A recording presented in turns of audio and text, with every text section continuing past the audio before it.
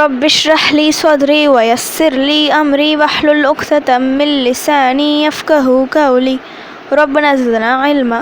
அஸ்ஸலாமு அலைக்கும் வரஹ்மத்துல்லாஹி வபரகாத்துஹு. வெல்கம் டு கீடு ஜன்னாயம். தஸ்னிம் எல்லாரும் எப்படி இருக்கீங்க? நல்லா இருக்கீங்களா? அல்ஹம்துலில்லாஹ். வீடியோக்குள்ளே போகிறதுக்கு முன்னாடி நான் லாஸ்ட் வீடியோவில் கேட்ட கொஷனுக்கு ஆன்சர் என்னன்னு பார்க்கலாம். நான் என்ன கொஷின் கேட்டேன்? மக்களிடத்தில் ஹஜ்ஜுடைய காலத்தில் இறைவனின் வார்த்தைகளை கூறவிடாமல் நபி அவர்களை தடுத்த குலத்தினர் யார்? இதுக்கான ஆன்சர் குறைஷிகள். முஹர்ரம் மாதம் முதல் ஜுமா இரவில் இருக்கிறோம். அல்ஹம்துலில்லாஹ்.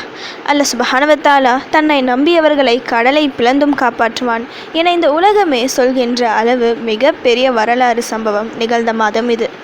வாழ்க்கையில் என்ன பிரச்சனைகள் வந்தாலும் அல்லாஹ் ஒருவன் நம் கூட இருந்தால் போதும். அவன் ஒருவனின் உதவி நமக்கு இருந்தால் போதும். நம்மை வெல்ல யாராலும் முடியாது. நபிமார்கள் வாழ்க்கையில் மட்டும் அதிசயங்கள் நடக்காது. இறைவனை யார் நம்பினாலும் அவர்கள் வாழ்க்கையிலும் அதிசயம் நடக்கும்.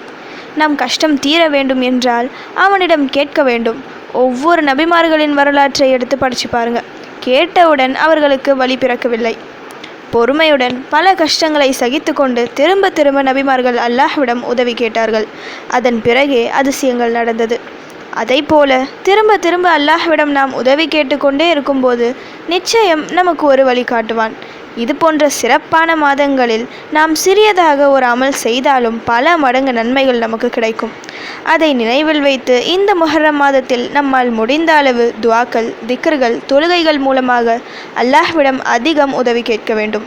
அதுவும் சிறப்பான துஆக்கள் சில இருக்குது. அவைகளை ஓதி நல்லா துஆ செய்யுங்க. இன்றைக்கு நான் ஒரு 2 துஆக்களை சொல்கிறேன்.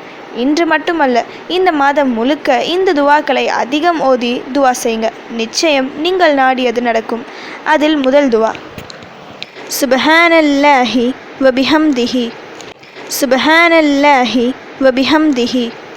இதோட மீனிங் என்னென்னா, அல்லாஹ்வை போற்றி புகழ்ந்து துதி செய்கிறேன். அல்லாஹ்வை புகழக்கூடிய வார்த்தைகளில் சிறந்த வார்த்தை, அளவற்ற அருளாளனுக்கு பிடித்த வார்த்தை, நம்முடைய உள்ளத்தை பரிசுத்தமாக்கக்கூடிய வார்த்தை. இதை 100 முறை சொன்னால் 5 நிமிடம்தான் ஆகும். ஆனால் அல்லாஹ் சுப்ஹானஹு வ தஆலா கடல் நுரையளவு நம் கணக்கில் பாவங்கள் இருந்தாலும் அவை அனைத்தையும் மன்னித்து விடுவான். சுப்ஹானல்லாஹி வபிஹம்திஹி. ஒரே வார்த்தை. அல்லாஹ்வை புகழ்ந்த நன்மையும் கிடைக்கும், தௌபா செய்த நன்மையும் கிடைக்கும். அடுத்து 2வது துஆ, அல்ஹம்துலில்லாஹ். அனைத்து புகழும் அகில உலகத்தையும் படைத்த அல்லாஹ் ஒருவனுக்கு. அல்லாஹ்விற்கு நன்றி செலுத்தும் வார்த்தை இது. எவ்வளவு அதிகம் அவனுக்கு நன்றி செலுத்துகின்றோமோ அதைவிட பல மடங்கு அல்லாஹ் சுப்ஹானஹு வ தஆலா நமக்கு அருட்கொடைகளை வாரி வழங்குவான். அல்ஹம்துலில்லாஹ். இந்த ஒரு வார்த்தை போதும், உங்கள் அந்தஸ்து பல மடங்காக பெருகும். முஹர்ரம் மாதத்தில் நாம் முக்கியமாக ஓத வேண்டிய துஆக்கள் 2. 1, புனித மாதம் என்ற அடிப்படையில் அதிகம் தௌபா செய்ய வேண்டும். 2வது, மூசா அலைஹிஸ்ஸலாம் அவர்களை அல்லாஹ் கொடியவன் ஃபிரௌனிடமிருந்து காப்பாற்றிய மாதம் இது. அதற்கு நன்றி செலுத்தும் விதமாக தான் மூசா அலைஹிஸ்ஸலாம் அவர்கள் இந்த மாதத்தில் நோன்பை நோற்றார்கள். நாமும் நோன்பின் மூலமாக, திக்ர்கள், துஆக்கள் மூலமாக நன்றி செலுத்த வேண்டிய மாதம் இது. அல்ஹம்துலில்லாஹ் என்ற இந்த ஒரு வார்த்தை இந்த நன்மையை நமக்கு பெற்றுத்தரும். சுப்ஹானல்லாஹி வபிஹம்திஹி. அல்ஹம்துலில்லாஹ். இந்த 2 துஆக்களையும் ஒரு நாளில் குறைந்தது 100 முறையாவது சொல்லுங்கள். அன்றாட வேலை செய்யும் போது இந்த துஆக்களை ஓதுற மாதிரி பாருங்க. அப்படி செய்தால் நீங்கள் எதிர்பார்த்த மாற்றம் உங்கள் வாழ்க்கையிலும் நடக்கும் இன்ஷா அல்லாஹ். ஓகே, இப்போ ஃபைனலி கொஷின் டைம்.